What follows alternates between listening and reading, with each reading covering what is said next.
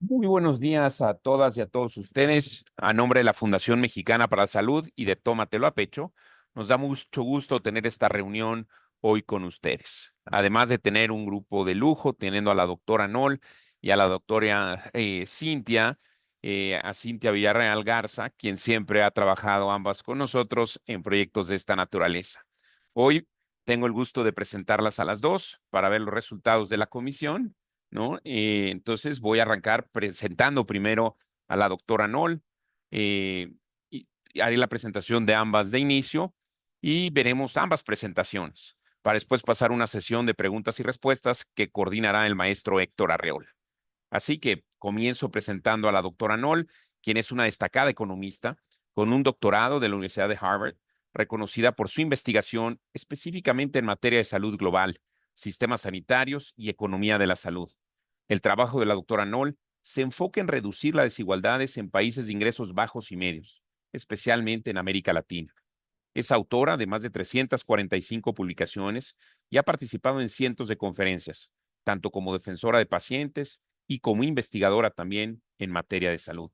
Su investigación abarca temas como el cáncer, particularmente, y hablaremos hoy al respecto, cáncer de mama, el acceso a cuidados paliativos y el alivio del dolor, así como la violencia de género, la reforma sanitaria y el financiamiento de la salud. También la doctora Noll ha trabajado en temas relacionados con la pobreza y la desigualdad, y por supuesto la participación de la mujer en la fuerza laboral. En el ámbito académico, la doctora Noll es directora del Instituto de Estudios Avanzados de las Américas en la Universidad de Miami, donde también es profesora de la Escuela de Medicina y forma parte del Sylvester Comprehensive Cancer Center. Además, es secretaria general del Consorcio Universitario Hemisférico. En México, fundó y preside la Asociación Civil Tómatelo a Pecho, enfocada en materia de salud y de salud de la mujer. Actualmente, copreside dos comisiones Lancet sobre violencia de género y sistemas de salud. Además, es coautora de importantes informes sobre cáncer de mama y también de salud femenina. Es miembro de diversas academias de medicina y salud en México, en Canadá y en los Estados Unidos. Así que bienvenida a la doctora Felicia Noll. Aprovecho también para dejar las presentaciones hechas y voy a presentar de una vez a la doctora Cintia Villarreal Garza. Cintia es una destacada médica y especialista en oncología.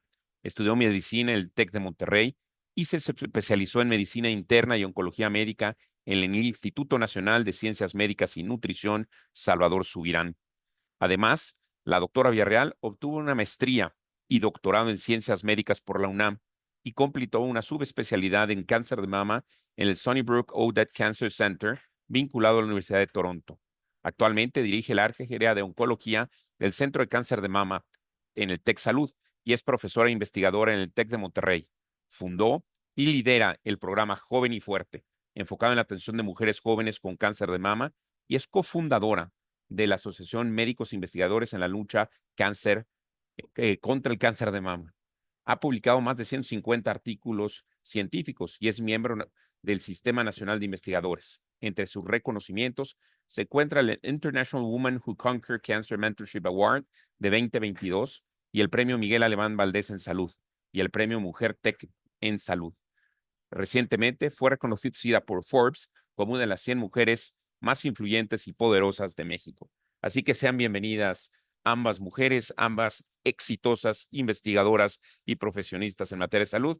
Y le voy a ceder la palabra primero a la doctora Noll, quien iniciará con la primera presentación.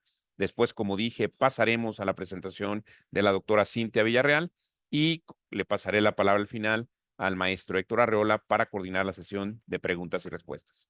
Bienvenidas todas y todos ustedes. Es un gusto el que nos acompañen a la Fundación Mexicana para la Salud, a Tómatelo a Pecho y también al TEC en esta presentación. Así que muy buenos días. Adelante, doctora Nol. Muchísimas gracias, Héctor. Y antes que nada, yo quisiera destacar y agradecer a la Fundación Mexicana para la Salud.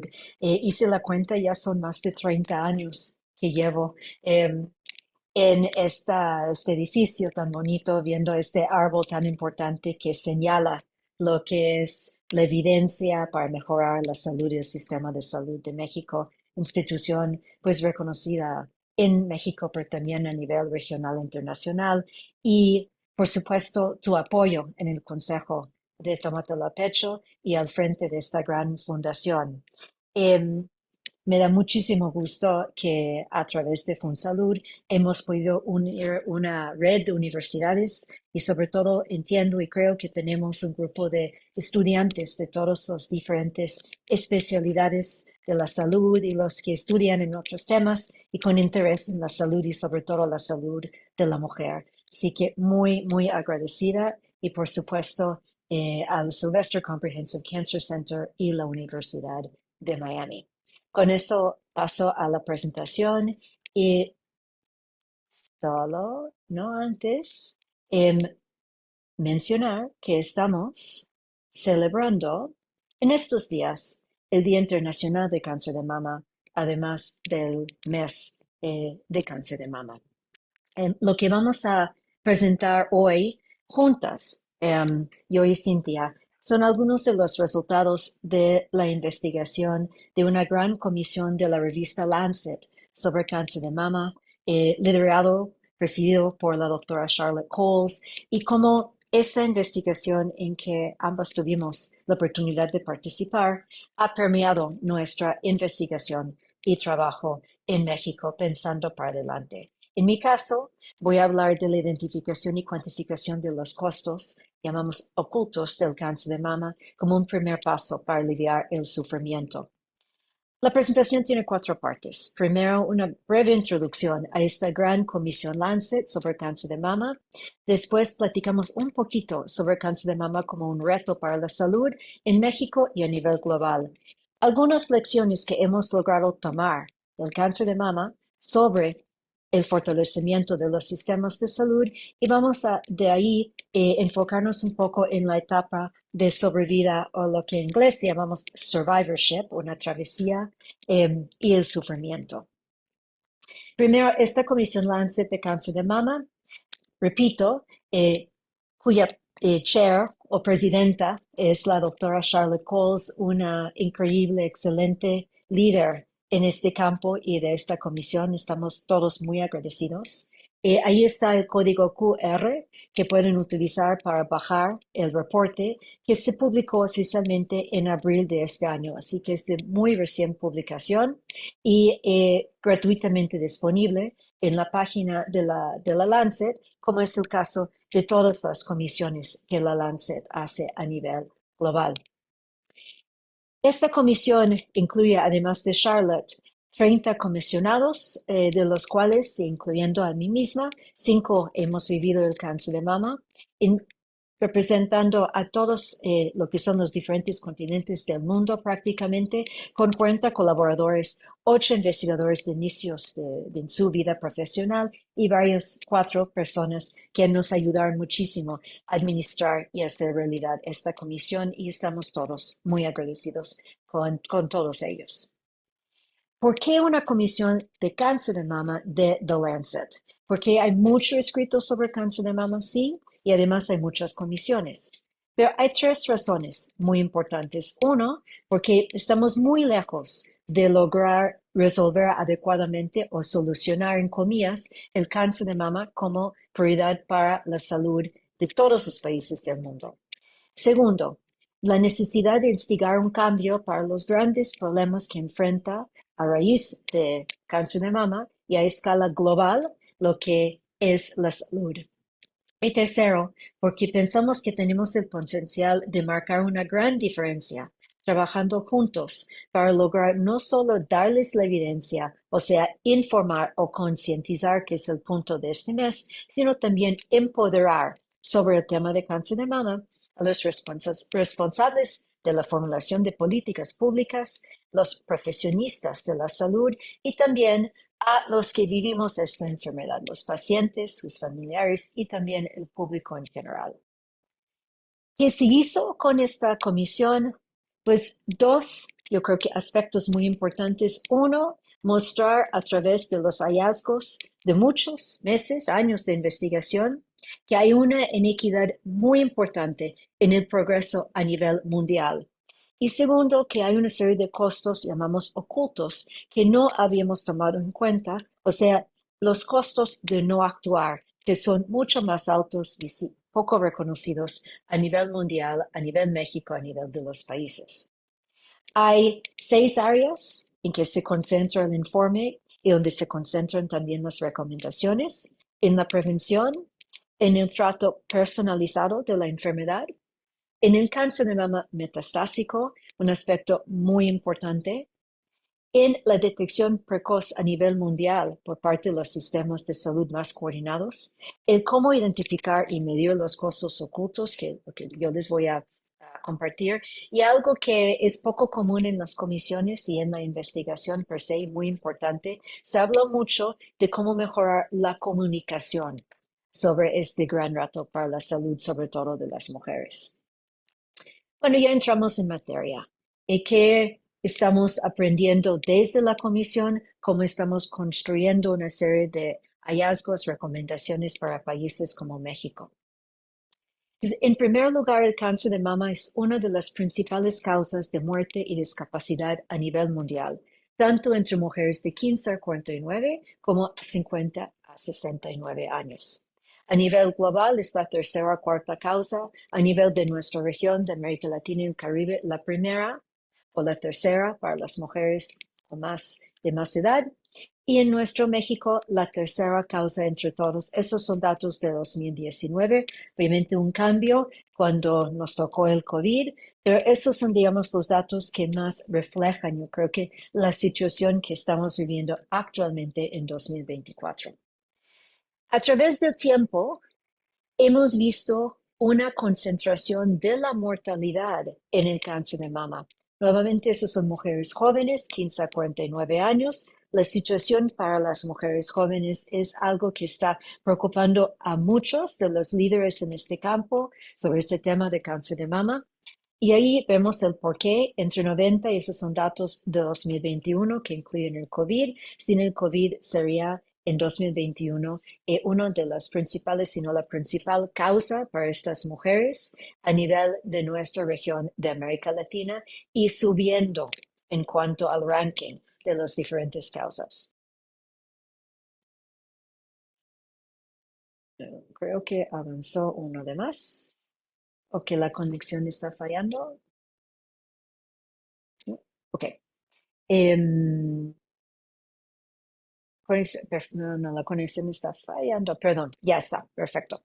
Que la oportunidad de sobrevivir es, pero no debe de ser definido por los ingresos de las personas. Ahí ven la relación entre mortalidad y incidencia.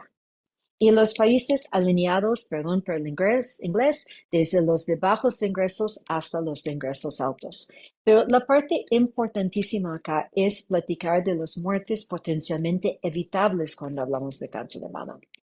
En México, nuestro análisis muestra que casi 2/3 de las muertes que vemos en México son, llamamos, evitables, son prematuros, no deberían de haber pasado con detección temprana y acceso al tratamiento. Y a nivel de América Latina, casi 1 de cada 2. Eso implica que hay mucho que podemos hacer para mejorar la situación y también que llevamos aquí un rezago muy importante relacionado sobre todo con la inequidad. Pero tenemos unos buenos resultados, hallazgos a nivel mundial de los países de ingresos altos sobre todo. Ahí ven la tendencia en la tasa de mortalidad entre Estados Unidos, Canadá, y si fuese yo a incluir a Europa o Australia, sería más o menos lo mismo. Hemos visto en 30 años un descenso muy importante de alrededor de 40% en la tasa de mortalidad en estos países. Esas son las líneas verdes. ¿Okay? Ahí abajo tenemos varios países de la región, entre ellos México. ¿Qué pasó en Canadá o Estados Unidos? Que fue la concientización, la detección temprana y más acceso a un mejor tratamiento que nos ayudó muchísimo a lograr lo que hemos estado viendo. Entonces, detección temprana y concientizar sin acceso al tratamiento no logra reducir la mortalidad, pero juntos sí. ¿Qué ha pasado en países como México? En primer lugar, ustedes ven que la línea está muy por debajo de lo que vimos en países como Canadá y Estados Unidos. no hemos llegado ni a niveles cercanos a lo que vimos en estos países en cuanto a tasas de mortalidad. Pero hemos estado en una situación en que la mortalidad, la tasa, va al alza en muchos países. Entonces pronto se van a cruzar. Y eso son estas líneas punteadas porque tenemos que tomar una decisión, pensamos. Y es si vamos a lograr aprender de los avances en estos países de ingresos altos para poder, en vez de seguir la tendencia al alza, empezar aprovechando este conocimiento, esta información sobre los tratamientos, mucho lo que les va a platicar Cintia, para empezar con una tendencia hacia la baja. Y la pregunta es cómo lograr eso. Entonces, nuevamente, la brecha entre lo alcanzado y lo alcanzable es enorme y hay mucho que podemos hacer. ¿Cómo? Pensamos ya en las lecciones para los sistemas de salud. Y aquí nosotros pensamos que el cáncer de mama nos logra ilustrar los amplios impactos a través de los costos ocultos para las personas, las familias y las comunidades y las economías, proporcionando lecciones que son transferibles a otros tipos de cáncer y al fortalecimiento de los sistemas de salud. Y estamos aprendiendo de la Comisión Lancet de Cáncer de Mama y aplicando esto a la Comisión de Cáncer y Sistemas de Salud, que tengo el honor de copresidir con la doctora Mary Gasparovich y la doctora Patricia García. ¿Qué es la cobertura universal que estamos buscando? Que todas las personas deben obtener los servicios de salud que requieren prevención, promoción, tratamiento, rehabilitación y cuidados paliativos sin riesgo de empobrecimiento. Y lograr la cobertura universal en salud es absolutamente esencial para lograr los objetivos del desarrollo sustentable. Sin cobertura universal en salud, no se va a lograr de parte de los países lo que están buscando para 2030. Y nosotros tenemos la hipótesis que estamos comprobando con datos que los vínculos entre los sistemas de salud y el cáncer son inmensos, pero ignorados por parte de la salud global. Y eso genera una serie de oportunidades perdidas para los sistemas de salud y el cáncer de mama es emblemático de eso. Que hacer las cosas bien contra el cáncer es un camino muy importante para fortalecer los sistemas de salud y el fortalecimiento de los sistemas de salud es esencial para garantizar el acceso universal a la atención y el control del cáncer y así lograr la CUS. Cuando hablamos de una enfermedad como el cáncer de mama, estamos hablando de una enfermedad que llamamos crónica, donde la cronicidad es muy importante. Y ahí tenemos que pensar en todas las diferentes etapas de la enfermedad, desde la prevención primaria, detección temprana, diagnóstico, tratamiento, sobrevida y cuidados paliativos, hasta y contra las funciones de sistemas de salud, que son las intervenciones que pueden utilizar los tomadores de decisión para poder ofrecer mejor rectoría, financiamiento, prestación de servicios y generación de recursos. Nuevamente, el cáncer de mama nos ayuda a entender eso. ¿Por qué? Porque el cáncer de mama traza el continuo de la atención en todas sus etapas y no todas las enfermedades nos ofrecen esta oportunidad de aprendizaje. Pero también porque, como sabemos de los pacientes, no es una travesía lineal. No vamos de detección temprana a sobrevida y se acaba, sino se regresa muchas veces al tratamiento, otras veces a pensar en el diagnóstico, que cuando hablamos de cuidados al final de vida, muchas veces es parte de la sobrevivencia, del proceso de survivorship, y que entonces hay estos caminos o travesías muy complejos para los pacientes, pero también muy complejos para los sistemas de salud que buscan seguirlas. Y esas son las lecciones que tenemos desde el cáncer de mama. Aquí quisiera subrayar que para poder entender estos caminos tan complicados, a menudo uno lo tiene que vivir, que ha sido mi caso. Pues diagnosticada hacia finales de 2007 en Cuernavaca, Morelos, México, yo viví un cáncer de mama de avanzado, del segundo nivel, grado, y lo que muchas veces pasa a las mujeres jóvenes con un diagnóstico así. A los 41 años, Entonces, quimioterapias 16, muchas diferentes cirugías, incluyendo, en primer lugar, una mastectomía unilateral y después, mucho más recientemente, en 2022, otra cirugía de mastectomía en nuestro centro LENAR, ahí en Miami. Pues es una travesía que pasa desde México, Cuernavaca, México, Ciudad de México, con todo el tratamiento inicial y hacia más recientemente una última cirugía. Estamos hablando de años. Pero, y porque quiero que estemos palpando lo que es vivir la enfermedad y entender lo que tienen que entender los tomadores de decisión, esta lo viví con mi esposo, el doctor Julio Frank, que en el momento de mi diagnóstico o nuestro diagnóstico, de hecho, había terminado 6 años al frente de la Secretaría de Salud en México como secretario y durante este sexenio, el sexenio del presidente Fox, cuando se fundó el Seguro Popular y que empezó a, perdón, que empezó a generar una concientización sobre lo que es el vivir la enfermedad, que estar al frente de un sistema de salud nunca hubiese sido posible. Entonces, el estar como líder del sistema de salud, el estudiar un sistema de salud, no es lo mismo que vivir un sistema de salud. Estar en la cama meses y meses, años y años, enfrentando lo que es los riesgos, los tratamientos y nuevamente lo que es la travesía.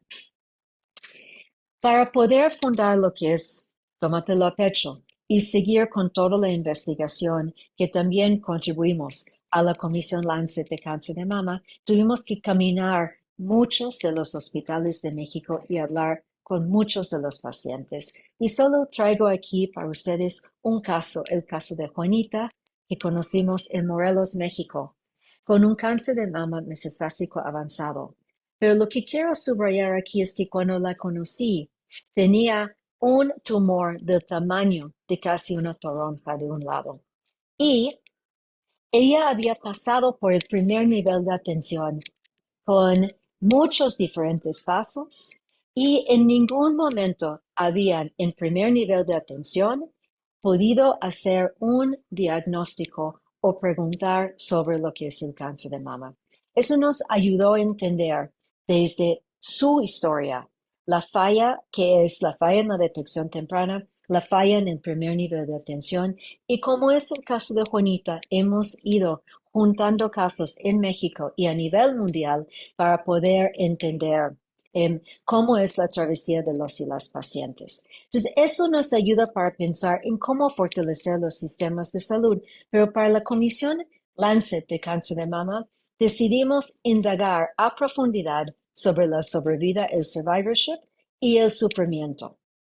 Y ahí enlazamos el trabajo en otra comisión Lancet, que se trabaja mucho aquí desde México, la comisión Lancet sobre acceso global a cuidados paliativos y el alivio del dolor que se publicó en 2017. Y esas dos mujeres son mujeres recibiendo tratamiento en nuestro Instituto Nacional de Cancerología, que también nos enseñaron muchísimo en una etapa de hacia final de vida y sobre lo que es el dolor para las mujeres con el cáncer. Entonces, decidimos trabajar desde lo que habíamos aprendido en esta comisión y profundizarlo para la comisión Lancet de Cáncer de Mama. Nosotros analizamos 3 bloques de costos ocultos y no tan ocultos. Primero, los costos intangibles, que digamos, dolor y sufrimiento, que nunca ha sido medido. Segundo, los costos económicos directos, los gastos del bolsillo. Y terceros, los costos económicos y sociales indirectos.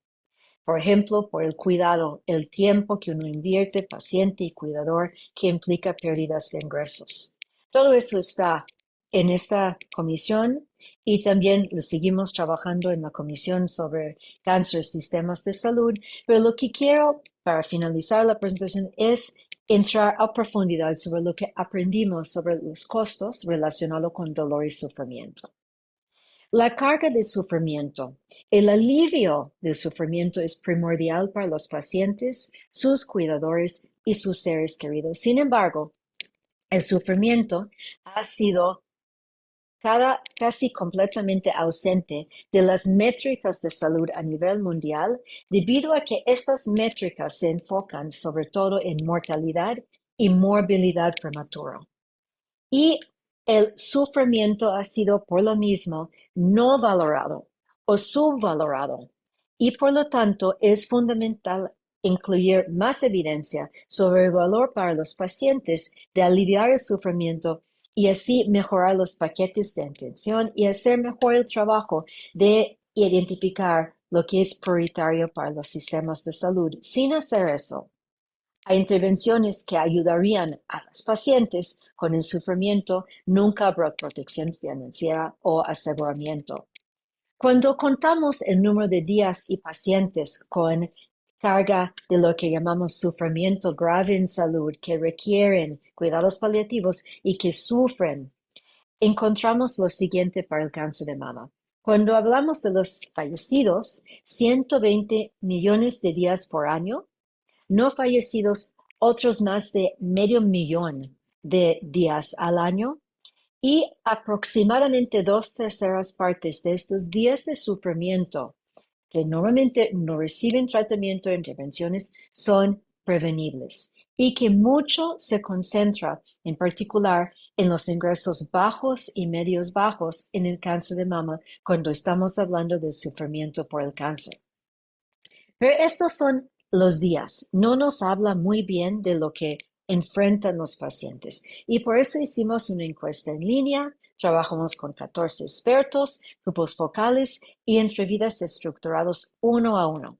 Y con personas representando muchos de los países y sus banderas están ahí abajo. ¿Qué aprendimos sobre la trayectoria del sufrimiento cuando hablamos de cáncer de mama?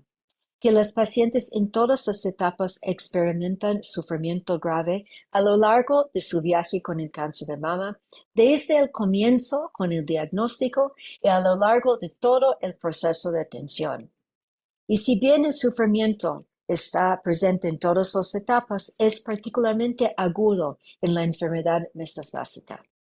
Y para las personas que no fallecen, afortunadamente, pero que sí viven con esta enfermedad, incluyendo la enfermedad diagnosticada muy a tiempo, probablemente ellos tienen una alta carga durante periodos prolongados de tiempo asociado con el tratamiento y debido a las secuelas del tratamiento.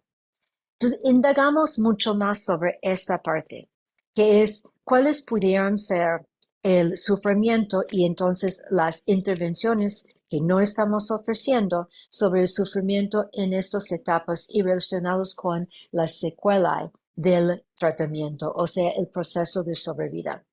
Y vimos que detrás de una cuenta de número de días hay pacientes que sufren dolor, disnea, fatiga y otros síntomas de distrés. Y en las entrevistas en profundidad en las clínicas del dolor en la Ciudad de México, por ejemplo, trabajando con la doctora Silvia Allende muy de cerca, logramos ampliar mucho lo que son las intervenciones en estas etapas. Pero además, trabajando con los expertos y con las mujeres, aprendimos eso que las pacientes, y hablando yo como paciente, no como investigadora, sabemos que también hay sufrimiento que está totalmente ignorado, pero son aspectos y facetas clave para nosotros. La salud sexual, el estigma social y temas relacionados con la fertilidad. Y todo eso es sumamente importante, en particular cuando estamos hablando de mucho más cáncer de mama diagnosticado en mujeres jóvenes, en particular en países como México. Por otro lado, aprendimos algo muy importante sobre cómo las pacientes pensamos en lo que es la sobrevida. Rechazaron el término survivor, que habla de un momento y se corta, y más bien hablaban de una travesía, de un viaje largo, difícil, complicado, de mucho aprendizaje, que llaman survivorship, y la necesidad de cambiar la nomenclatura, la forma en que hacemos referencia a lo que viven los y las pacientes, hacer hincapié en eso para los tomadores de decisión. Entonces, ¿cuáles son las estrategias para aliviar el sufrimiento grave asociado a la salud y los costos ocultos del cáncer de mama? El establecimiento de prioridades debe cambiar para incluir y responder a la experiencia vivida de los pacientes con el sufrimiento. Es esencial hacer un monitoreo sistemático de los costos y el sufrimiento para así tener herramientas y evidencia clave y mejorar la métrica.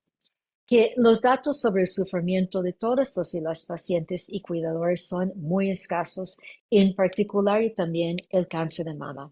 Y eso puede servir de base para ofrecer lecciones sobre otras enfermedades, otros cánceres y los sistemas de salud. El fomentar la capacidad mundial a gran escala en materia de cuidados paliativos y servicios psicosociales es clave y para eso es necesaria mucho más capacitación.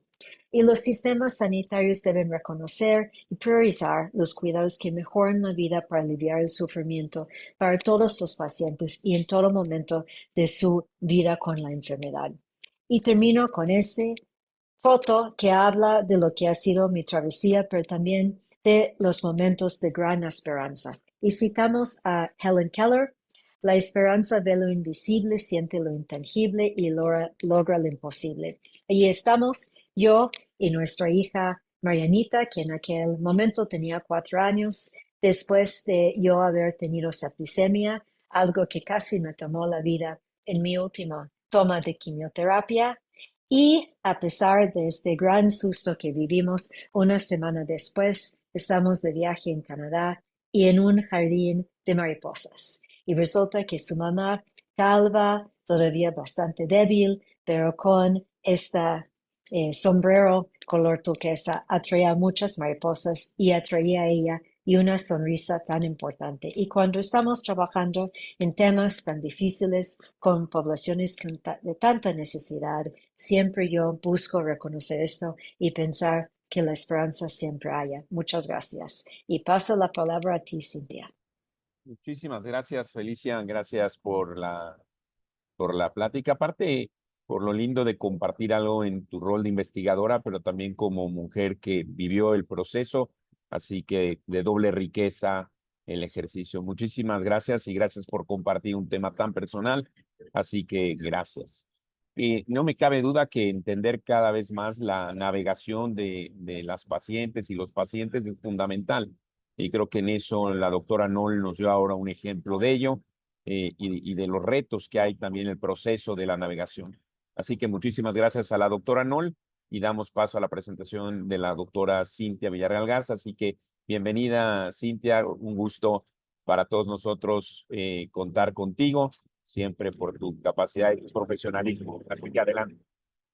Ahí está, perdón, es que no podía activar el audio. ¿Cómo están? Pues es un gusto estar aquí compartiendo. Gracias por la invitación, gracias Felicia por tu charla. Y bueno, pues a mí me gustaría complementar parte de lo que platicó ahora Felicia. Vamos a hablar de 3 aspectos que la Comisión de Cáncer de Mama de Lancet enfatizó en estos temas prioritarios, que es sobre cáncer de mama metastásico, sobre la comunicación de malas noticias por los proveedores de salud y sobre el empoderamiento de las pacientes para la toma de decisiones informadas. Sobre cada tema les voy a platicar cuáles fueron las conclusiones de forma muy específica de la comisión, y seguido de eso voy a contarles sobre iniciativas que tenemos en México para poder dar avances en estos 3 aspectos y que hemos trabajado en nuestro grupo en MILC y en el Tecnológico de Monterrey. Entonces, sobre el cáncer de mama metastásico, ¿qué es lo que se habla en la comisión de Lancet sobre este tema?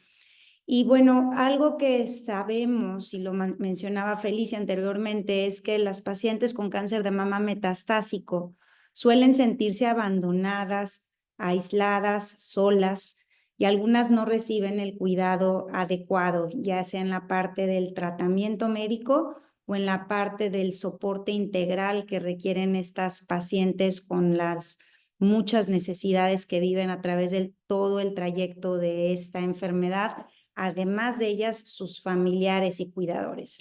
Entonces, hay varias premisas y de ahí se surgen varias intervenciones o soluciones que se proponen para mejorar este escenario de las pacientes con cáncer de mama metastásico. Entonces, por un lado, no se conoce el número de personas viviendo con cáncer de mama metastásico, por lo que se requieren registros de alta calidad a nivel mundial. Número 2, que el manejo óptimo del cáncer de mama metastásico debe ser valioso tanto para los individuos como para la sociedad, y entonces es necesario abordar el estigma y las desigualdades en el tratamiento y en los cuidados de soporte. Y también se habla de que algunos subtipos de cáncer de mama metastásico se vuelven una enfermedad crónica que puede durar muchos años, y esto es debido a que ahora tenemos cada vez más tratamientos que prolongan el curso de esta enfermedad, que logramos que las pacientes tengan una mayor supervivencia y que incluso en algún momento vamos a poder curar a algunas de estas pacientes. Hay que tratar a la mayoría, aliviar el sufrimiento para todas y no olvidar ni abandonar a ninguna paciente con cáncer metastásico. Entonces, ¿qué estamos haciendo en este respecto y con estas intervenciones específicas que recomienda la Comisión en México? Pues en primer lugar, estamos por arrancar un estudio sobre cáncer de mama metastásico. Será un estudio multicéntrico, retrospectivo, de varios hospitales del centro, del norte y del sur de México, con cobertura pública y privada, donde se incluirán 500 pacientes. Y las preguntas o los aspectos que vamos a estudiar es cuáles han sido los esquemas de tratamiento prescrito para pacientes con cáncer de mama metastásico en México por inmunofenotipo en el año 2022. Vamos a estudiar las características demográficas y clínico-patológicas de estas pacientes. Vamos a ver cuál es la supervivencia libre de progresión según estos esquemas de tratamiento. Y vamos a ver la diferencia de la prescripción de tratamiento según, por un lado, la cobertura de salud y la ubicación de los hospitales. En segundo lugar, nos dimos a la tarea el año pasado en hacer un estudio para entender más a las pacientes con cáncer de mama metastásico en México y ver cómo podemos intervenir mejor. Y hicimos este estudio de entrevistas semiestructuradas con 13 pacientes con cáncer de mama metastásico que estaban recibiendo tratamiento sistémico o cuidados de soporte. Y encontramos 3 dominios de necesidades prioritarias que necesitamos cubrirlas mejor.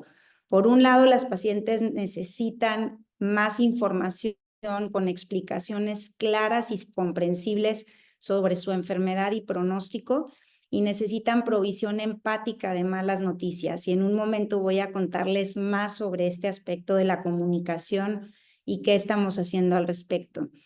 En cuanto a las necesidades médicas y emocionales, los pacientes piden tener acceso a sus medicamentos independientemente de su afiliación o residencia. Entonces, este estudio anterior que les contaba nos va a permitir poder entender mejor este acceso.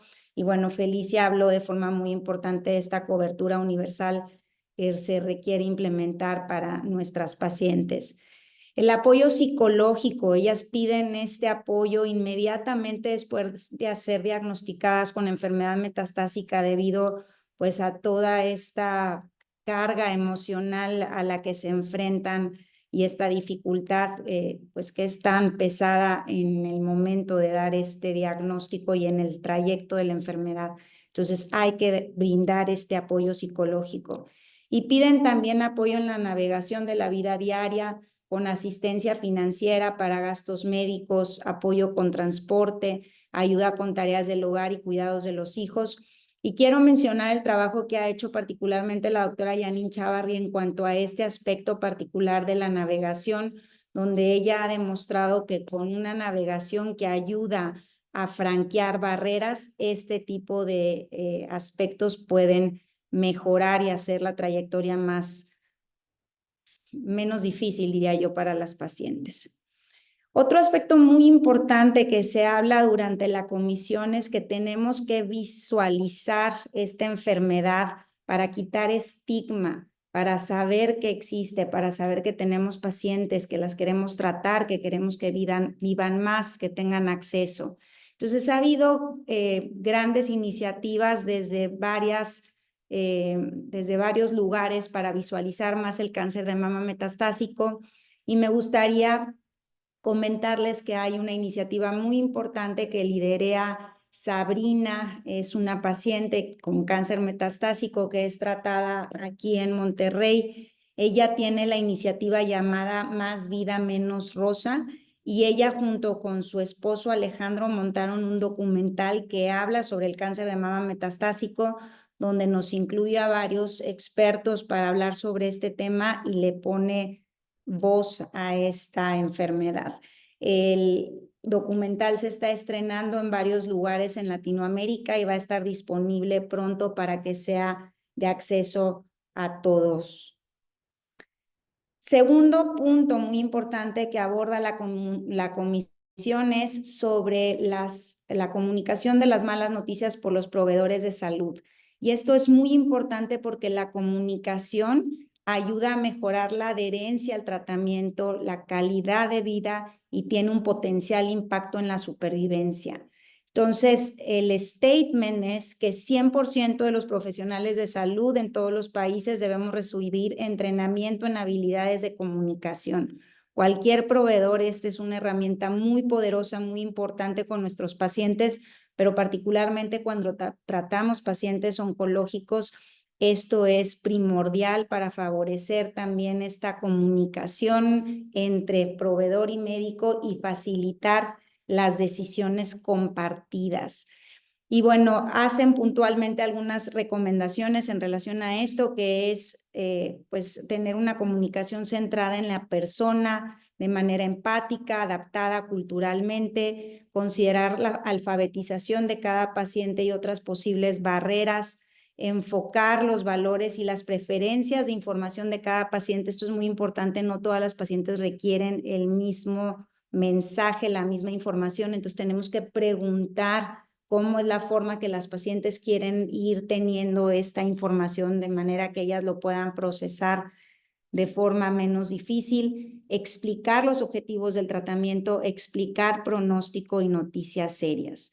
Entonces, ¿qué hemos hecho de investigación al respecto en México? Este es un estudio que publicamos en el 2020, donde entrevistamos a 115 oncólogos para saber cuáles son los retos de la comunicación entre oncólogos y pacientes. Y en cuanto a lo que ellos consideran relevante de discutir cuando damos malas noticias, es que hay que discutir los objetivos del tratamiento y el pronóstico de forma muy importante.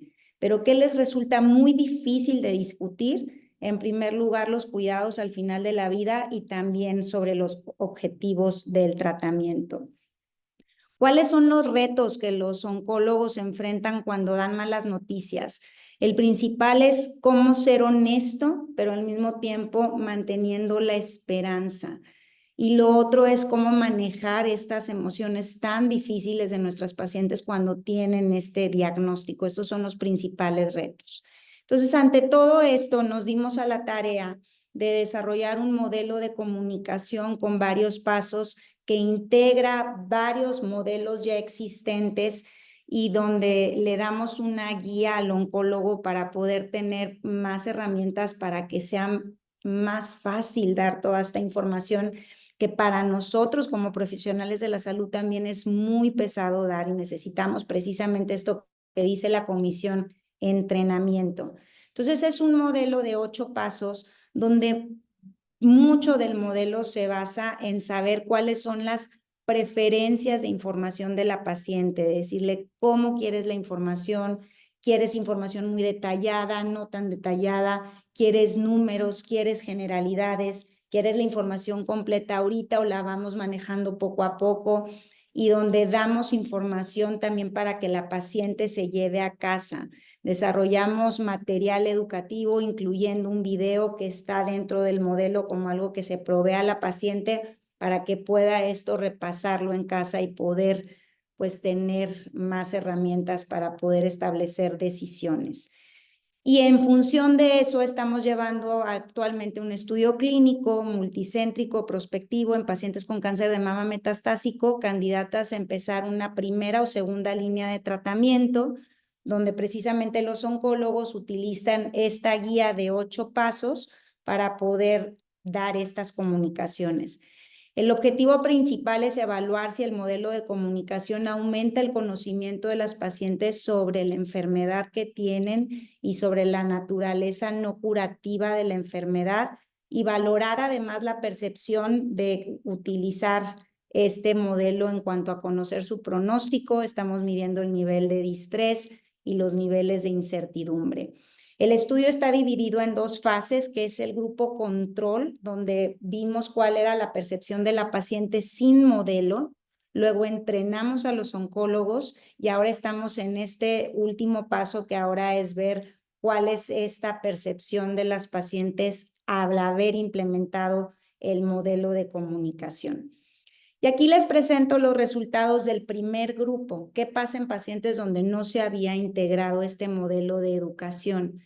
En 74% de estas pacientes, las pacientes saben que tienen cáncer metastásico, pero el resto no saben, no están seguras.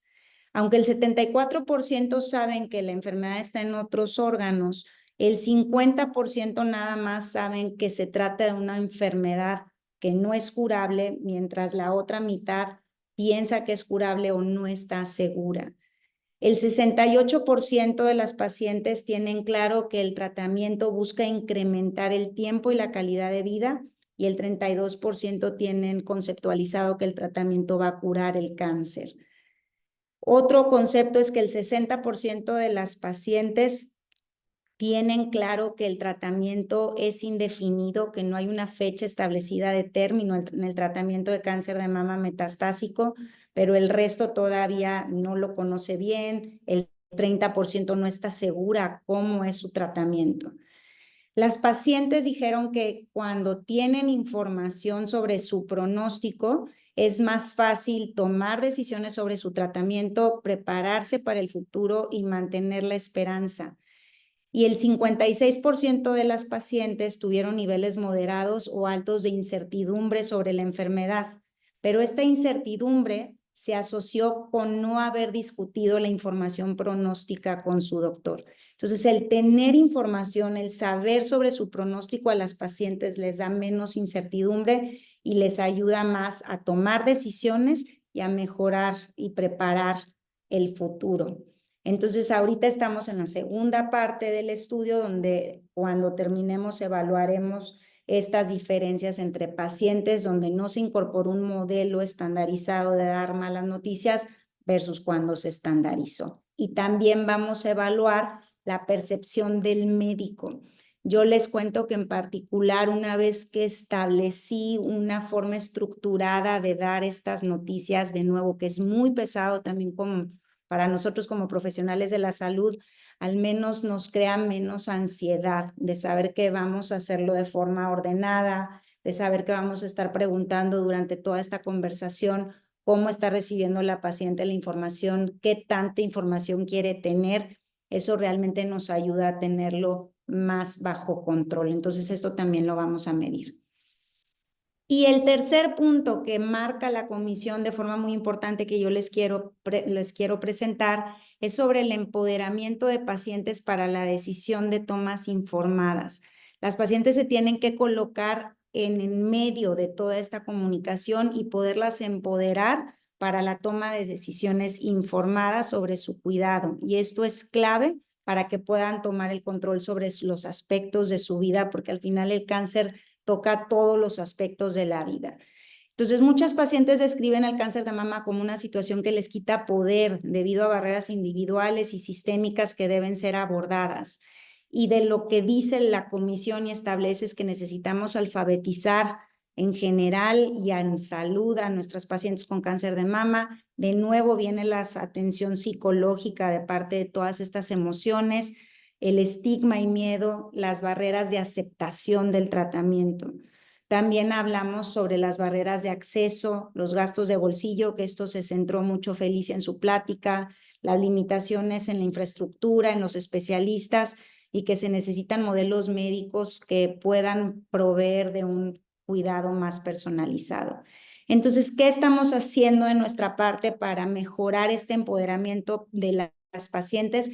Pues definitivamente la educación da poder, da empoderamiento otra vez para poder tomar decisiones.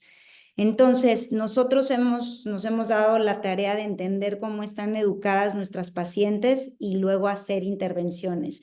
Les comparto brevemente 2 estudios que hicimos hace ya algunos años sobre cuáles son las necesidades médicas de información de nuestras pacientes. Este estudio fue un estudio cualitativo de 31 pacientes, donde hubo 3 necesidades principales.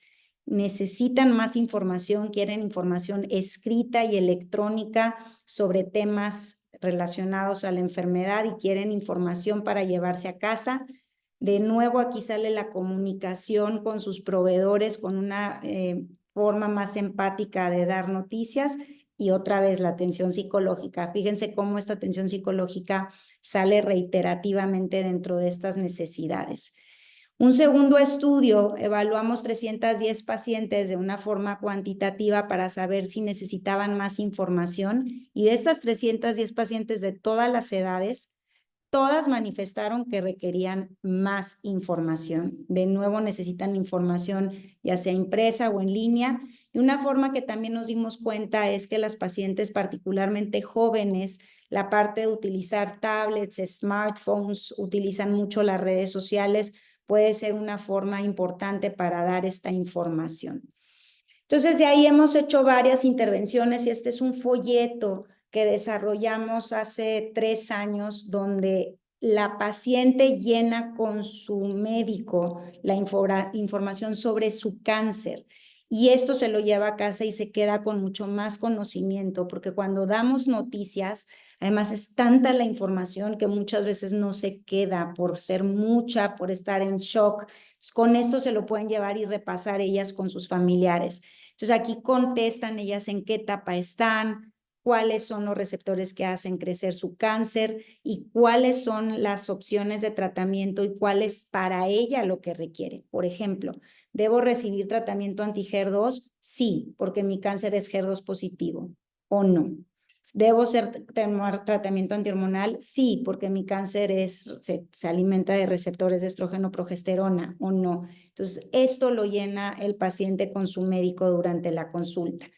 Hicimos un estudio donde evaluamos este material personalizado versus un material no personalizado para saber cuál era el conocimiento de las pacientes y la satisfacción. Fueron 165 pacientes y encontramos que el grupo que recibía esta información personalizada tenía más posibilidad de identificar su tratamiento sistémico, el adecuado, el que recomienda las guías. De nuevo, las pacientes con HER2 sabían que necesitaban tratamiento anti-HER2 cuando recibían ese tratamiento personalizado, por poner un ejemplo. El grupo de estudio también reportó aumento en la participación de la toma de decisiones, quien recibió el folleto personalizado, y todas las pacientes en cualquiera de los 2 grupos, el 73%, dijeron que les había sido de mucha utilidad tener información. Y de ahí tenemos esta iniciativa nueva también que es llamada Conecta, que es una plataforma educativa donde hay información actualizada y personalizada para las pacientes. Esto es en español, esto es para que no haya barreras en la información. Las pacientes tienen un registro, llenan un perfil y se filtra la información para que la paciente le llegue la información que necesita y no se pierda en el mar de información. Entonces, por ejemplo, aquí en la plataforma la paciente llena cuál es su etapa del cáncer, por ejemplo, cuáles son los efectos secundarios y de ahí se filtra la información para darle lo que ella necesita. Hay muchos tipos de materiales, hay videos animados, infográficos, hay videos de pacientes, hay videos informativos por especialistas y bueno, esta plataforma está en crecimiento, pero ya ahorita tiene más de 100 materiales disponibles y los invito a ser parte de esto, que puedan encontrar información para sus pacientes y que esto les ayude a empoderarlas. Finalmente, los programas de navegación. Estos programas de acompañamiento son claves y esto ya se ha demostrado en muchos lugares que cuando agarramos a la paciente y no la soltamos, ayuda en muchas partes de la enfermedad, en el diagnóstico, en el tratamiento, en la supervivencia. Y aquí les presento un programa de navegación que tenemos activo en TechSalud, donde las pacientes, cuando al diagnóstico las tomamos, les ponemos varios cuestionarios de temas muy especiales que necesitamos conocer cuál es su necesidad. Y entonces estos cuestionarios se ponen al principio, a los 3 meses y a los 6 meses. Y, por ejemplo, si identificamos que las pacientes tienen un distrés importante, entonces se hacen referencias de forma inmediata. Entonces, tú requieres esto de acuerdo a esto que identificamos de forma sistemática y ordenada. Entonces, hay varias necesidades, la parte de sexualidad, de dolor, una escala geriátrica, ver si las pacientes son candidatas a un screening de genética, y entonces de ahí se van derivando todas estas consultas. Ahorita son 148 pacientes que tenemos analizadas. Esta es la necesidad basal y, de nuevo, lo más importante que ellas identifican es la parte del apoyo emocional. Genética es un requerimiento muy importante en el diagnóstico, la parte nutricional y los grupos de apoyo, y así estamos evaluando esto en los 3 tiempos. Finalmente les quiero platicar sobre una intervención que ha sido de mucha interés para nuestro grupo, que es el mindfulness. El mindfulness es una práctica de atención plena donde se lleva un curso y se entrena para que podamos nosotros tener más enfoque y disminuir el estrés en nuestra vida. El mindfulness se ha visto que ayuda a todos los que tenemos estrés, que somos todos, y a mejora nuestra calidad de vida. Entonces se ha visto y se ha empezado a estudiar cómo puede ayudar el mindfulness en pacientes con cáncer. Y hay evidencia que las pacientes que practican mindfulness tienen una mejor calidad de vida en diferentes sentidos. Cuando fue la pandemia, nosotros nos dimos a la tarea de hacer un estudio donde dijimos, a ver, queremos dar esta estrategia, pero vamos a ver cómo lo podemos hacer virtual, que es la única forma ahorita que podemos llegar. Entonces hicimos un estudio aleatorio donde dividimos a las pacientes a recibir el curso online y a una lista de espera en un curso de 8 sesiones, como es lo habitual, y medimos varios aspectos basal, 2 meses, 5 meses y 8 meses. Todas estas pacientes que entraron al estudio tenían cierto nivel de ansiedad. Involucramos a 97 pacientes que aleatorizamos en estos 2 grupos, y les quiero mostrar estas gráficas muy importantes en cuanto a la mejoría en todos estos aspectos. Lo morado es las pacientes que recibieron la intervención de mindfulness, el azul es las pacientes del waiting list. Esto es baseline, 2 meses, 5 meses y 8 meses. Y vean cómo ustedes, las pacientes que recibieron la intervención, mejoraron su ansiedad, depresión, fatiga, miedo a la recurrencia e insomnio, y esto fue sostenido a través del tiempo, aun cuando el curso dura 2 meses, pero se fomenta que las pacientes sigan practicando. En cuanto a los bochornos, hubo una mejoría al principio, pero a los 8 meses esta mejoría ya no se vio. Ahorita estamos haciendo un segundo estudio donde acabamos de recibir un grant, donde ahora vamos a evaluar este impacto del mindfulness, pero pacientes que están durante la quimioterapia. Vamos a hacer videos para que ellas tengan estos recursos a la mano, y vamos a estar haciendo sesiones de mindfulness de manera virtual, y vamos a medir otros también parámetros en cuanto a la calidad de vida de las pacientes durante la quimioterapia. Y bueno, pues con esto yo termino de platicarles pues sobre estas iniciativas muy importantes que refuerza la Comisión del Lancet de Cáncer de Mama, y estos proyectos que estamos haciendo alineados desde TechSalud Milquion Conecta para poder pues abonar a estos objetivos desde nuestra trinchera en México. Con esto les agradezco mucho su atención, y pasamos con Héctor a la sesión de preguntas y comentarios. Muchas gracias, Cintia. Muchas gracias, doctora Nol. Con creces las presentaciones, les agradecemos mucho la temática con las cuales estamos o nos están ayudando a Tómatelo a Pecho y a FunSalud, pues a celebrar este Día Internacional del Cáncer de Mama, el día y el mes. Vamos a pasar a la sesión de preguntas y respuestas. Eh, por favor, todavía estamos a tiempo. Por si gustan algunos de los participantes enviarnos sus preguntas, podemos hacerlo. Tenemos tiempo para ello. Empezamos con la primera. Esta creo es para ti, Cintia. Dice, de parte de Miriam Nieves. Hay muchos médicos que no tienen ningún cuidado en dar noticias tan relevantes para la salud de la paciente. ¿Qué tanto tiene la participación del personal médico para aceptar estos nuevos cambios en la comunicación? En la experiencia que, por ejemplo, ahorita estamos viendo en estos entrenamientos que estamos haciendo para los doctores, es interesante. Obviamente cada persona, cada doctor tenemos una forma de dar estas noticias y como les cuento, sí es algo a veces muy personal.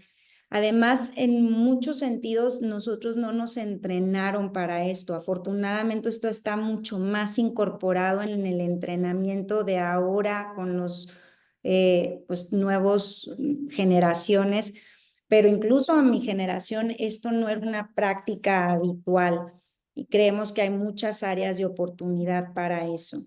La recepción ha sido buena, el tener un formato que les ayude a ordenar esa forma de dar noticias. Cuando hicimos estos cursos tuvimos mucha discusión de qué sí, qué no, cómo lo toma el paciente, qué podemos incorporar y de ahí por eso hicimos este modelo donde se incorporó pues muchas de las recomendaciones de los grupos con los que estuvimos trabajando que incluyeron médicos, pacientes y enfermeras. Entonces, pues vamos a ver, este estudio nos va a ayudar a entender cómo ahora las pacientes con un modelo más estructurado reciben estas noticias y cómo los doctores con este modelo se perciben a sí mismos y el grado de ansiedad que ellos tienen. Entonces creo que nos va a dar información importante este estudio una vez que lo tengamos terminado. Muy bien. La siguiente pregunta también es sobre el tema de comunicación y es de la propia Miriam Nieves, pero creo que aplica para las dos. ¿Cómo se puede abordar o dar la comunicación en los grupos de mujeres más vulnerables que no tienen la facilidad con las redes sociales y que desconocen completamente su uso?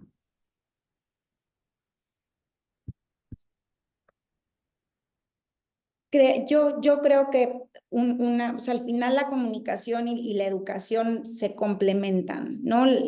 Generalmente quien da la primera noticia es el profesional de salud y muchas veces es el oncólogo, el cirujano, ¿no? El diagnóstico, tienes cáncer, ¿qué significa? ¿Cuál es el tratamiento? Y este es todo este curso que estamos haciendo, ¿no? Entonces, por un lado es fortalecer esa manera de comunicar, uno dando la información suficiente, pero la otra muy empática, era lo que nos pedían nuestras pacientes, que sea humano, que sea empático, que nos llevemos el tiempo para hacerlo. Pero luego está la parte de tener recursos educativos. Entonces, creemos que una forma es tener recursos que les puedas dar a las pacientes en la consulta, que eso puede ayudar a que se lleven a casa información que puedan repasar ellas y sus familiares. Y lo otro es que muchas de nuestras pacientes no siempre es así, pero cuentan con tablets o con teléfono. Ahorita casi todo el mundo trae un teléfono. Entonces nos parece que estos recursos como los que les presenté de OnConecta le pueden llegar a más pacientes porque es de muy fácil acceso. Obviamente no todos los pacientes están ahí, pero creemos que es una forma de empezar a dar más difusión de la información. No sé, Felicia, ¿qué opinas?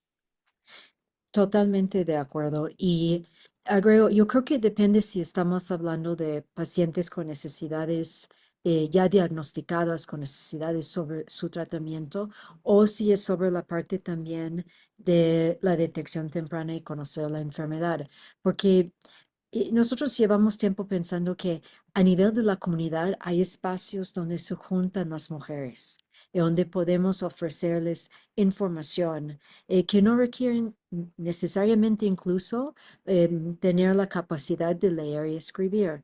O sea, se puede tener en forma pictorial representando a imágenes de mujeres mexicanas, pero estoy literalmente hablando de salones de belleza, áreas donde la comunidad se junta para parques, para diferentes espacios, deportes, etcétera, y también en las clínicas. Algo con un poco la historia de Juanita, que fue tan triste, es que en las clínicas de primer nivel, como ella pasaba por las clínicas con sus hijos, para todo lo que es los cuidados prenatal y cuando los niños eran chiquitos, esos son momentos en que uno puede compartir información sin estar necesariamente en redes o en comunicación así.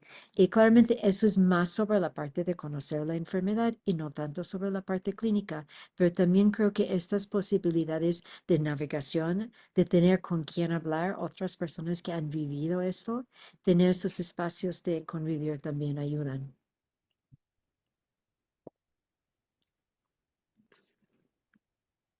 Bien, Algo que tenemos que ver, Héctor, adelante, creo, es Cintia.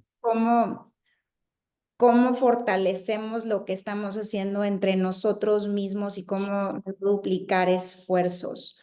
Y a veces nos pasa que, a mí me ha pasado con proyectos que hacemos cada quien, que a veces se quedan ahí, se quedan poco difundidos y no avanzaron más.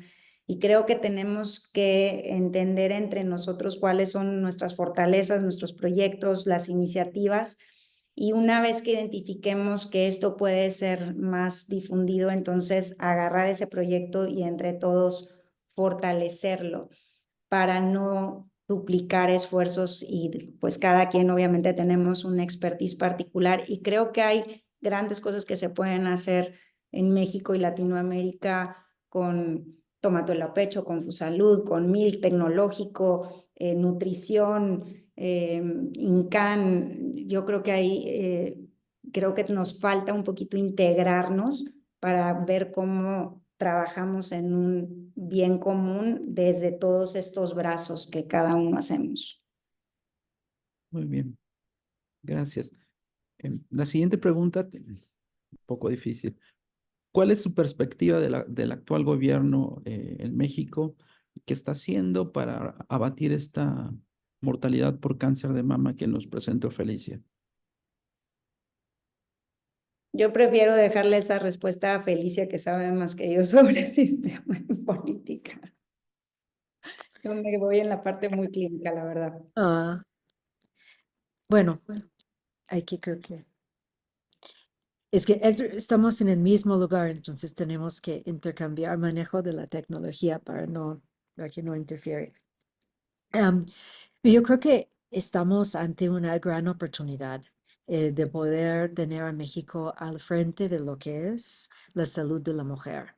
Y eso por pues, razones obvias que tenemos o tienen una mujer presidenta. Lo que sí les quiero preguntar es si el video sobre el ángel es verdad, porque hay un video circulando en redes para el Día Internacional de Cáncer de Mama, que es muy impresionante. Y, y muestra como un cambio desde el centro de lo que es la Ciudad de México en lo que es el tocarse y conocer lo que es la enfermedad. Te lo paso, Cintia, porque lo vas a ver, pero es impresionante, es como desde el ángel de la independencia, esta imagen que se ha generado. Pero sobre todo lo que quiero subrayar es que hay una gran oportunidad acá. Y lo hemos visto cada vez que tengamos a una mujer en una posición de liderazgo, en particular una mujer con capacitación, como es en este caso, con educación sobre lo que es la política pública y el sector social. Entonces tenemos grandes esperanzas de lo que eso puede implicar para cáncer de mama y también para la salud y los derechos de las mujeres.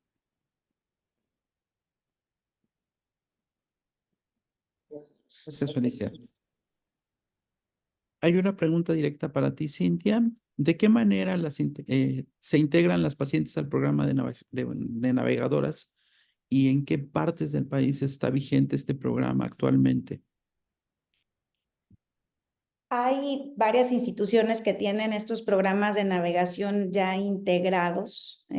Por ejemplo, les comentaba que la doctora Yanin Chavarri en nutrición ha hecho una labor muy importante en diferentes momentos de la navegación Y una vez que ella demostró a través de sus estudios de investigación que esta figura era de mucho valor, la integraron como parte del staff. Pero primero tuvo ella que demostrar cómo tenía estos beneficios y de ahí pues fue pues muy satisfactorio ver que se tradujo en algo que ya está incorporado en el sistema. Nos falta mucho por hacer, la navegación todavía le falta mucho empuje. Desde Milk nosotros estamos buscando intentar navegar más a las pacientes también de forma remota para que aquellas pacientes que por alguna razón no tienen pues alcances tan cerca como por ejemplo lo del psicólogo, ¿no? Vimos cómo el psicólogo, la parte emocional reiterativamente tiene mucha importancia y desafortunadamente no todo el mundo tiene acceso en sus instituciones a este servicio de forma rápida o en el momento que se necesita. Entonces, aquí sí creo que las asociaciones civiles pueden tener mucho, pues, fortaleza en eso. Los grupos de apoyo son tan fuertes cuando las pacientes se unen y se están apoyando unas entre otras. Realmente eso les da mucha fortaleza. Eso ya no se los presenté, pero a los 6 meses en este programa de navegación, los grupos de apoyo que no estaban casi representados al principio, a los 6 meses la necesidad de esto, las pacientes lo piden, quieren ser parte de una comunidad. Otra parte que podemos fortalecer la navegación es entrenar pacientes navegadoras. Cuando una paciente que eso lo ha hecho Felicia todo este tiempo, o sea, ella vivió esta experiencia y entonces es capaz de transmitir, educar, apoyar, acompañar a alguien nuevo, esa conexión es súper poderosa.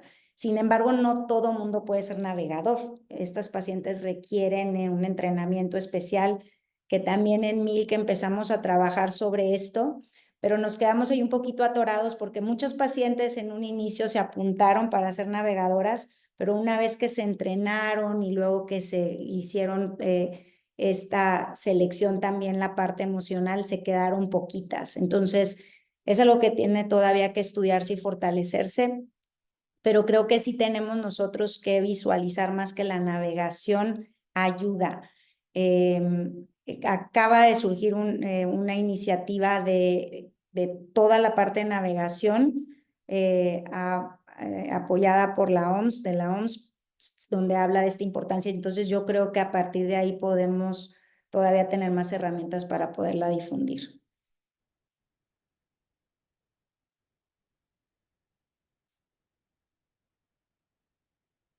Héctor, estás en mute.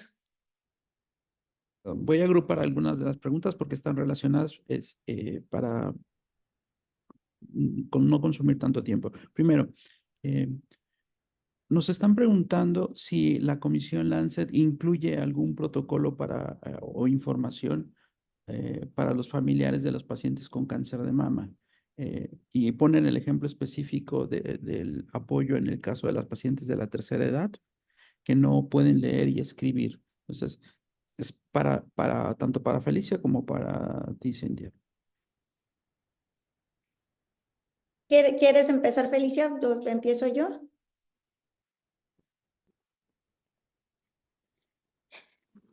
Es, digamos, lo fuerte y lo débil de las comisión Lancet, yo diría.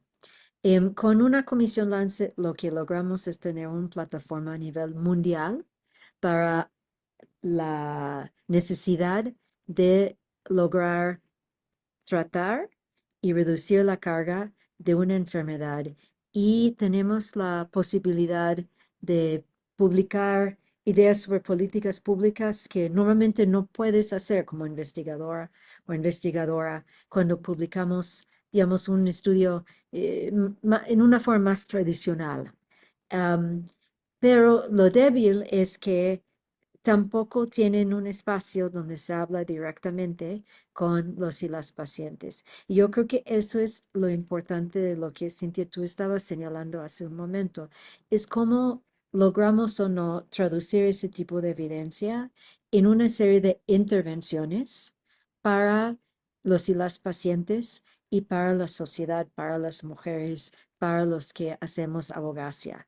Y eso es un gran reto, porque generalmente a los investigadores, y Cintia me puede decir si eso no es verdad, ni nos premian ni nos apoyan en la traducción de la evidencia a lo que es la realidad y el apoyo para los pacientes, incluso para los tomadores de decisiones. El apoyo termina en el momento en que publicas y ya se acabó. Entonces, todo lo que intentamos hacer, lo que hacemos es libro de navegación, abogacía, lo hacemos a pesar de lo que insisten que tenemos que hacer en la academia.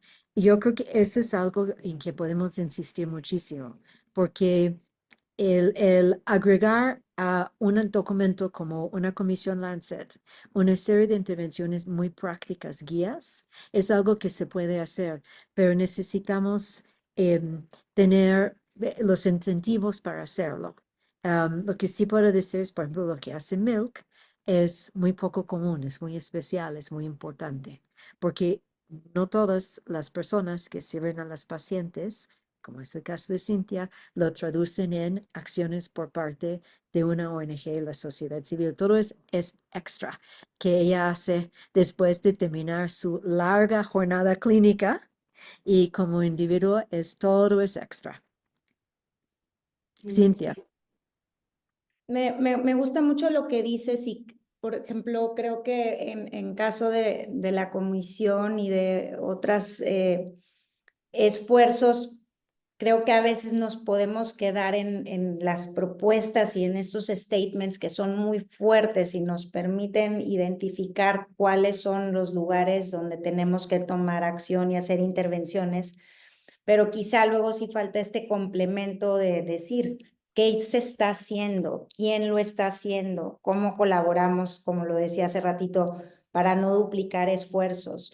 Si ya hay un modelo de comunicación, por decir un ejemplo, que se está desarrollando y que fue de valor, tenemos que hacer otro, o cómo se adecúa. Eso es algo importante. Puede ser que hay un modelo, pero nuestras pacientes latinoamericanas necesitamos adaptarlo, que fue lo que nosotros hicimos. Agarramos de modelos varias cosas y entonces lo adaptamos, hicimos este video en español, muy del entendimiento de las pacientes y de los pacientes. Entonces, yo creo que sí tenemos que esto de ver cómo nos ayudamos y nos fortalecemos en los diferentes esfuerzos que estamos haciendo, porque como dice Felicia, es un trabajo extra para nosotros, sobre todo en nuestros países donde se destina poco tiempo a la parte de investigación y donde la labor clínica muchas veces nos consume la mayoría de nuestro tiempo. Entonces, creo que sí, colaborar nos ayuda a avanzar y a difundir lo que estamos haciendo entre todos.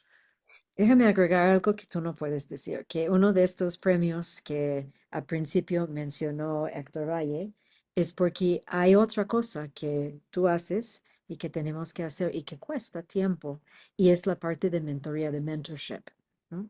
Porque estamos ahorita ante esta pregunta hablando de cómo traducirlo en intervenciones y apoyar a los pacientes, pero la forma de hacer crecer la capacidad es el enseñar a los y las estudiantes de medicina, de enfermería, de trabajo social, y tu premio, uno de ellos es sobre mentorship, ¿verdad? Si bien me acuerdo, es sobre mentorship.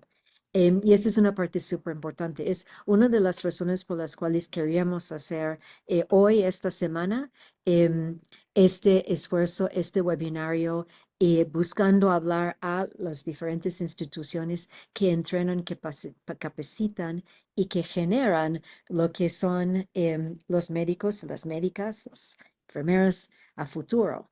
Eso es algo que FunSalud organizó para nosotros con esta plática, porque esa es la parte que va a generar más impacto para los pacientes, es tener mucha más capacitación, no solo de oncólogos, pero si hay tanto cáncer de mama, una doctora que está haciendo su servicio social en cualquier pueblito va a encontrar cáncer de mama. Y si no la preparamos, ¿cómo va a saber cómo hablar con esta paciente? Y Héctor, recibí un mensaje aparte ahorita en mi celular que pude rápido ver, pero me decían que estos esfuerzos no se queden solo para pacientes con cáncer de mama, ¿no? Que a veces, obviamente, este es ahorita el foco y de lo que estamos hablando, pero pues están todos los otros cánceres que tienen necesidades parecidas y donde tienen pues los retos a los que se enfrenta un paciente con cáncer, que es algo que a mí me queda claro, es que cuando hay un diagnóstico así, la vida cambia toda y nunca vuelve a ser la misma. Entonces, sí, creo que con toda esta experiencia que tenemos en cáncer de mama, esto se puede, muchas de estas iniciativas otra vez adaptar, pero replicar en otros cánceres y tener mama como modelo. Sí, totalmente de acuerdo. ¿Puedo agregar algo a eso? Sí, adelante, sí. Un segundito. Que sí para los cánceres, pero también en lo que es la lucha para los derechos de la salud y la equidad de género. Y Cintia hablaba un poco de la fragmentación, de que no trabajamos en conjunto. Y algo que creo que tenemos que hacer es dejar de hacer abogacía solo para proteger a nuestros senos, porque primero somos mucho más que dos senos o un seno o ningún seno. Y segundo, porque tenemos un poco de algo de voz muy particular cuando estamos hablando de cáncer de mama y deberíamos aplicarlo a temas que competen a todas las mujeres y a la sociedad en general. Una de las cosas que vamos a estar trabajando muy fuertemente en el año que viene es la relación entre violencia contra la mujer y cáncer de mama, incluyendo lo que sufren muchas mujeres después de un diagnóstico o después de una mastectomía por el abandono, por el maltrato, por lo que son los retos de la salud sexual. Entonces, todo eso tiene que ver con los derechos de la mujer, pero también con otro gran tema para la salud de las mujeres y de la sociedad mexicana, yo diría el mundo entero, que es la violencia contra las mujeres. Entonces, tenemos una carga adicional cuando estamos trabajando cáncer de mama, que es lograr aterrizar todo lo que podemos hacer en causas que van más allá que nuestra enfermedad. Perdón, No, no, muchas gracias, Felicia. Creo que lo complementaste muy bien. Solo decir que esta es otra de las cosas que tienen que cambiar en el trabajo que la sociedad está haciendo.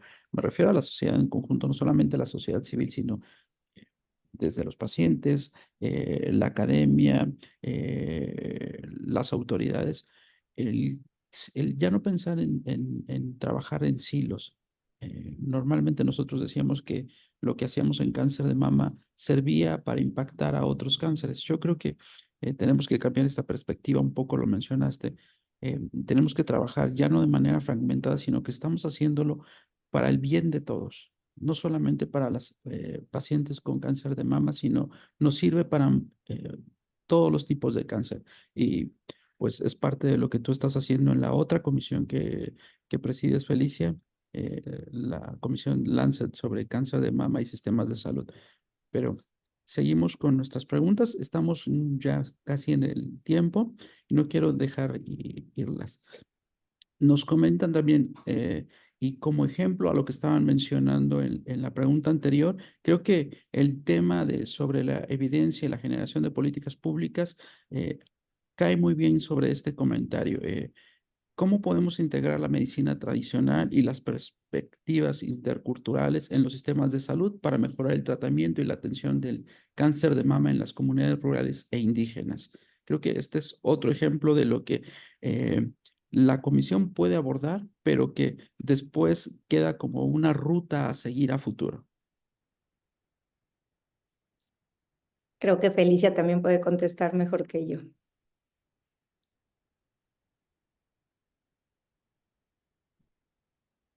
Hay varios otros comentarios que tienen que ver sobre lo que ya estábamos mencionando, sobre la comunicación, eh, eh, eh, y hay uno especial sobre el papel de las escuelas de medicina, ¿sí?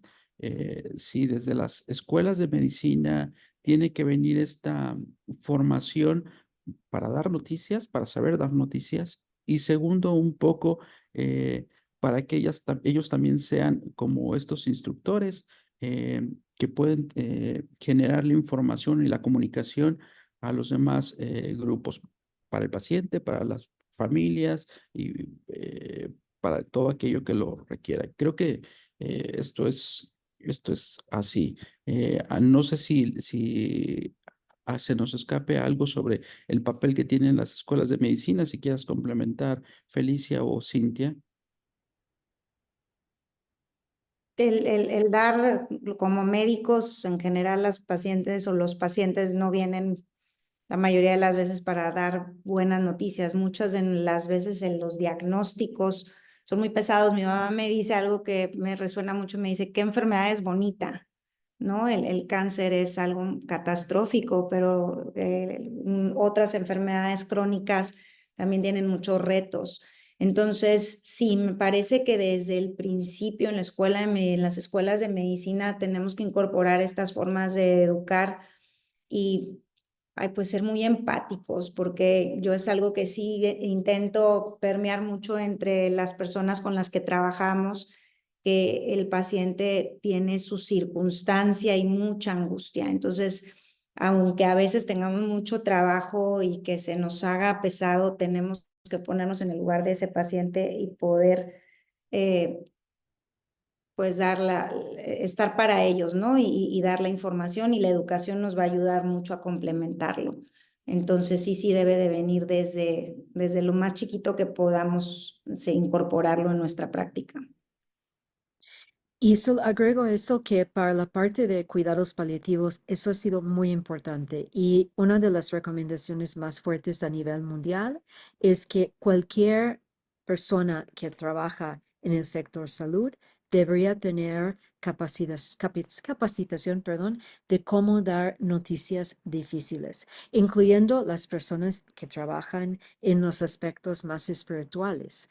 Cura, rabino, todos tienen que tener cierta capacitación, porque eso no es nada natural, como dice Cintia, tener día tras día. Lo aprendimos durante el COVID y lo subrayo porque algunas de las organizaciones que trabajan en cuidados paliativos, no solo el final de vida, sino cuidados paliativos, sufrimiento, como dar noticias, tienen cursos de capacitación y ofrecen guías. Uno de ellos es el International Association for Hospice and Palliative Care, que lo podemos poner el link, pero lo pueden buscar también en línea.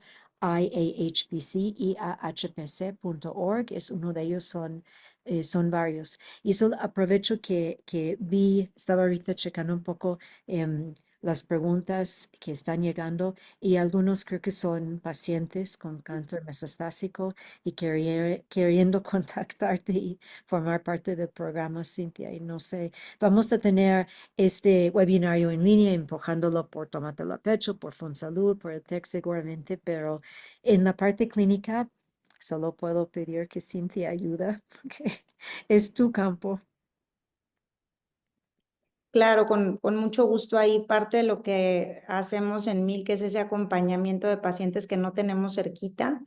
Entonces, pueden entrar a nuestras redes y a MIL, que ahí el teléfono para ese contacto, para ver cómo podemos hacer un mejor acompañamiento, sobre todo las pacientes que no tienen esto tan cerca. Y la página de Milk, ¿cómo es, Cintia? Para que... MILC, porque no es con K, es con C. MILC.org. Y pues es algo muy especial. Conecta la página educativa, la plataforma educativa. Y tener ese tipo de recursos no lo tenemos en todos los países. Estamos muy agradecidos con Milk por eso. Gracias. Estamos ya sobre el tiempo. Hay algunas preguntas. Lo que vamos a hacer es que no las vamos a dejar ir las preguntas, sino que se van a responder después del seminario de manera directa. Las vamos a, separar entre las que son para Felicia, las que son para Cintia o las que son para ambas, que nos ayuden un poco a responderlas. Quiero tomar los últimos comentarios que nos hicieron aquí y que tienen que ver con este trabajo de la propia comisión y con el trabajo que ambas están haciendo en esta lucha por el cáncer de mama. Y el punto es que nos dicen que en nuestro país hay algunos temas presupuestales como los hay en todas partes del mundo, pero particularmente en el país, y eso restringe un poco la atención. Y también está afectando el trabajo de los investigadores, el trabajo que ustedes vienen haciendo, y hace falta un poco más de apoyo. Son dos funciones de los sistemas de salud que nos están mencionando: el financiamiento por un lado, y por otro lado el tema de la investigación para hacer sistemas de salud más fuertes. Me gustaría que nos cerraran con un comentario sobre estos dos puntos. Dos funciones del sistema de salud: financiamiento, y por otro lado, la generación de recursos para la investigación. ¿Quieres iniciar, Felicia? De hecho, yo estaba contestando una de las preguntas en vivo, en línea. Esta era la pregunta, Héctor, sobre la escasez de apoyo para la investigación. Pues sí, y además, no solo para la investigación, pero también sobre lo que hablamos de llevar la investigación a la práctica, hay una escasez muy importante. Pero yo creo que la capacidad que tenemos de poder trabajar vía web, vía internet, de conectarnos que no teníamos antes de la pandemia, nos va a ayudar muchísimo a lograr extender la investigación con o sin recursos adicionales. Dicho lo anterior, yo creo que es otro reto para este gobierno y este país el volver a invertir lo que necesita México para llegar a ser un país capacitado, un país que llega a la frontera de lo que puede en ofrecer el apoyo a los pacientes y de traer la evidencia y aplicarlo a lo que necesitamos pues en nuestro México. Esta figura que mostraba yo la caída tan dramática que hemos visto en la mortalidad en muchos países, eso es lo que debe tocar a México. Pero eso solo va a pasar si logramos tener la evidencia que necesitamos y la capacidad de analizar las políticas públicas y ver que estén teniendo el impacto que tienen que tener. Cintia. Yo pienso que falta es esta comunicación de lo que ya, es el complemento con Felicia, es de lo que ya hay evidencia, porque que necesitamos seguir generando, pero ya algunas cosas ya lo sabemos, esta navegación que ayuda para mejorar los tiempos al diagnóstico y que acortan que una paciente se tarde en hacer un diagnóstico, esta navegación que ayuda a enfrentar las barreras y reducirlas. Entonces, ¿cómo traducimos esto que ya hicimos, tanto como sociedad civil o como instituciones académicas, a algo que se disemine, se incorpore, se le meta presupuesto? Para mí eso es uno de los aspectos más retadores. Yo no tengo la respuesta, pero creo que nos falta esa conexión, hacer ese brinco y que no se quede en iniciativas particulares donde beneficiaron a pocas personas cuando tenemos evidencia de ese beneficio. Entonces, pues vamos a ver estos retos, cómo los podemos franquear, pero creo que sí, eso nos ayudaría a avanzar de forma muy importante. Muy bien, pues con esto cerramos. Nuevamente agradecemos, doctora Nol. Cintia, su participación ha sido muy importante. Gracias por apoyarnos en esto. Gracias de parte de Tómatelo a Pecho, de la Fundación Mexicana para la Salud, y bueno, incluso de todas las organizaciones que participaron en este seminario. Gracias a todos los que se pudieron conectar, a todos los participantes. Agradecemos mucho su apoyo, como siempre, y bueno, nos comprometemos a enviar las respuestas de manera particular para las preguntas que se hayan quedado sin responder. Que tengan muy buen día y gracias.